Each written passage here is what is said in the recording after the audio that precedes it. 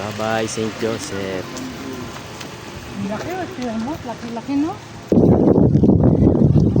Guys, napaka-memorable sa akin ang church na to. 2016, naging OFW dito sa Canada. Nagtrabaho ko dito sa Quebec ng 2016. Tapos, first time kong mapunta dito sa church na to, I think October 2016 nang nag-renew ako ng passport dito sa Montreal. Tapos masok lang ako sa loob ng church. Tapos pwede kang magsulat kasi dun meron dun sa may tomb ni Brother Andre, meron dun sulat. Pwede mo ilibigay yung mga sulat mo yung mga gusto mo mangyari sa buhay mo, ganun. Parang sinulat ko lang na ang sinulat ko nga lang dun, kung matatanda, sana ang pangarap ko lang nun, sana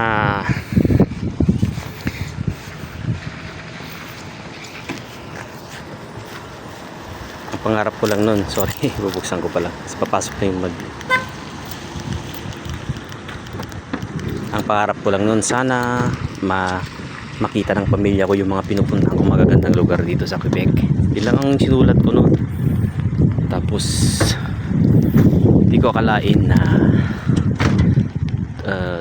nagkaroon din na maraming pagsubok sa buhay ko nun, kasi bigla kaming pinauwi noong 2018 kasi natapos yung work permit namin at hindi kami ni-renew or nakalimutan kaming i-renew ng aming employer, kaya napauwi kami ng Pilipinas noong 2018 ng January. Tapos akala ko noon wala nang pag-asa makabalik ulit ng Canada kasi naghigpit ulit ang Canada noong time na yon. Tapos nagkaroon pa ng pandemic, pero hindi kami tumigil sa pagpipray noon na sana makarating ulit kami ng Canada, makabalik ulit ako ng Canada kasama yung mga anak ko. Lagi kami pinagpipray talaga namin na makarating kami sa Canada, makabalik ulit ako ng Canada. So dinilig naman ng Panginoon ang aking panalangin. July 2021 nakabalik ako ng Canada at ganun pa rin. Tuwing pumupunta kami dito sa Montreal, lagi kaming dumadaan dito sa St. Joseph Oratory. Tapos lagi kong pinipray na, ang pinipray ko na noon, nung time naman na yon, ay sana maging okay ang lahat, ma-renew lang ang work permit ko. Tapos pagkatapos ng napakaraming blessings, ito pala yung pinakalumang church, pinakamaliit. Dating bago naging ganito yan, ito muna yung church na maliit dati. So ano ba yung usapan natin kanina?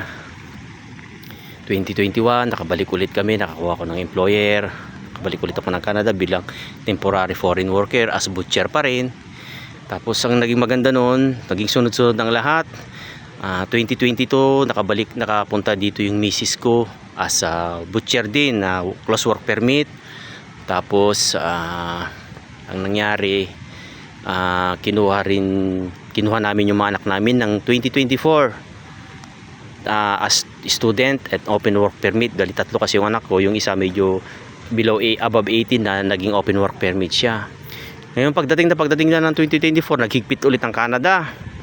So kinabahan kami ngayon kung ano mangyayari. Ngayon ang ginawa namin noon ay, pasensya na medyo umulan, ang ginawa namin noon ay naghanap ako ng ibang province na ma-applyan na may pathway sa permanent residence. At binigay naman ng Panginoon na aming prayers, nakapunta ako ng Prince Edward Island at doon ko nakuha yung nomination ko at doon na rin kami na PR. At kapi-PR lang namin nung July 13, 2026 nakuha ko yung eco-PR ko, yung electronic copy ng aking permanent residence.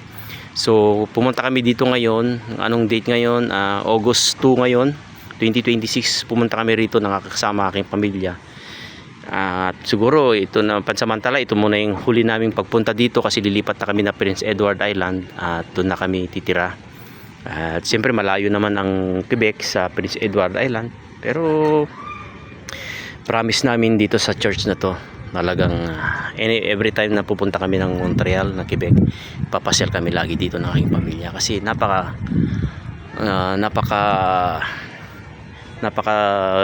memorable sa akin ang lugar na to. Siguro sasabi ng iba, pwede mong questionin ang aking religion, pero never ang aking faith, ang aking pananampalataya. So nananampalataya ako na sa amang lumikha at naniniwala ako na bawat hilingin mo sa kanya ibibigay niya sa tamang panahon. At alam ko yan at naranasan ko yan. At salamat Ama at sa lahat po ng biyaya na pinagkaloob mo sa amin, Panginoon. Salamat, Panginoon.